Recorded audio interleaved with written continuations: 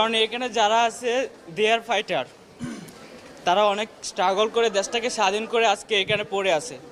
এখন পর্যন্ত ওদের রক্ত ঝরতেছে। কালকেও আমার 2টা ভাই মারা গেছে, সিএমএসে একজন মারা গেছে, ঢাকা মেডিকেলে একজন মারা গেছে।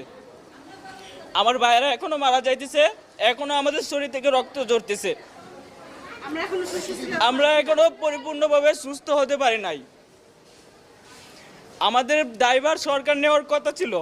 ওরা বলছে যে আমাদের চিকিৎসার পর্যন্ত ওরা দিবে, কিন্তু চিকিৎসার টাকা এখন পর্যন্ত স্বাস্থ্য মন্ত্রণালয় থেকে একটা টাকাও হসপিটালে আসে নাই।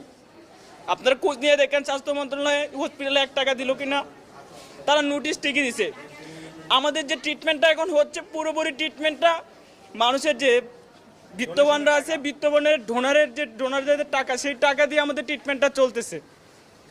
আর সরকার এখানে ক্রেডিট নিচ্ছে যে সে টাকা দিচ্ছে, একটা টাকাও এখন পর্যন্ত আসে নাই হসপিটালে। আমাদের পেশেন্ট